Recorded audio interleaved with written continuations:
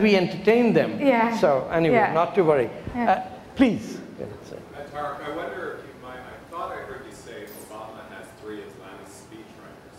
Yes. Did I hear that correctly? I wonder if you might elaborate on that. Maybe share with the audience what you told me earlier about the phenomenon of that 15-minute speech and how it's circulated around the world. Well, what happened, I know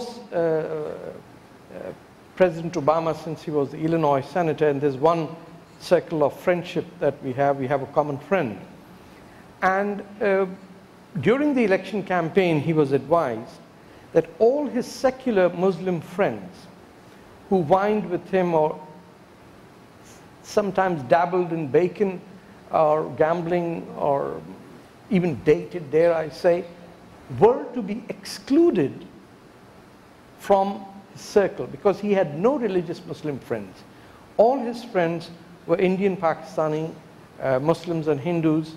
The man was secular. I know of one personal incident, where he was traveling with a Pakistani friend who was talking about the Jewish conspiracies, and Barack Obama stopped the car and asked him to get out. He said, "I don't like sitting next to anti-Semites." This is before he became a senator.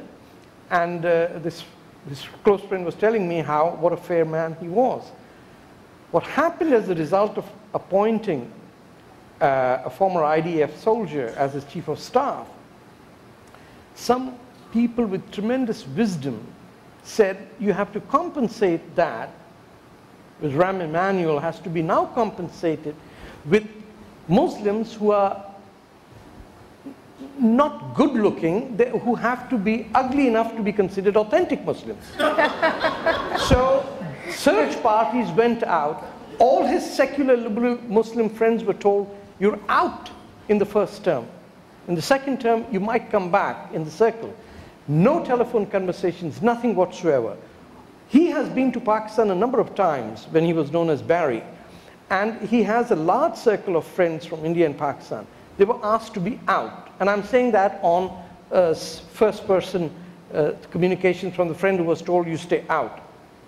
And they started looking for bearded and women with head covers, and they found this great Canadian Islamist, Ingrid Mattison, who became president of the Islamic Society of North America, who, by the way, is married to an Egyptian jihadi, who, by the way, was a representative of the Mujahideen at the United Nations.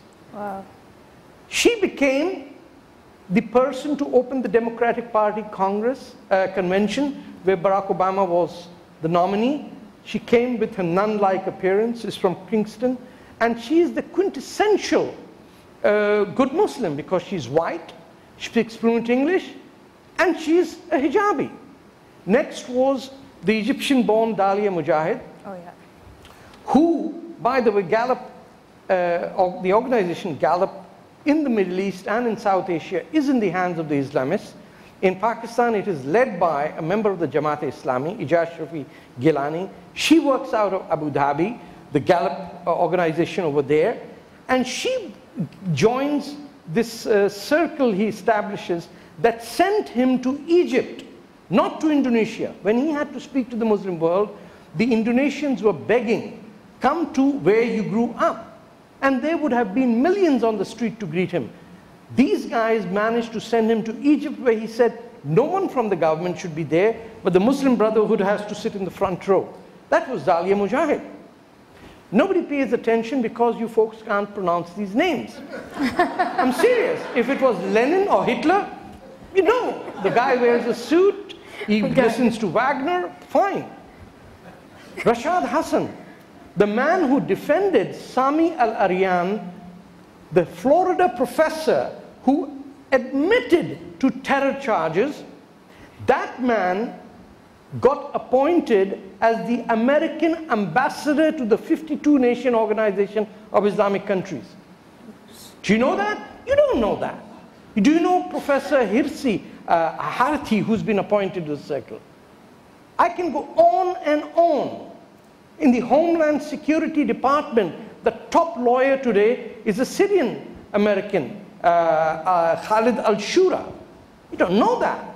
He came, spoke in Ottawa to a group of council that meets with CSIS and RCMP when he was challenged by the now president of the Muslim Canadian Congress, Salma Siddiqui, that why are you defending ISNA and informing CSIS and RCMP that it's a liberal organization? Next week she found she ended up on no-fly list. Oh, that's why I'm on a no-fly list. This is just the icing. The problem why we are having this crisis is because east of the Urals and south of the Mediterranean, the names are not pronounceable. And therefore you hire outside consultants to tell us, brother, what's happening in Afghanistan. Because we only go there for tours of duty. Don't go there to fight wars. I'm sorry, I'm digressing. But these people are there, they're lots more. And that is one reason why, as an Obama supporter, I hope he loses.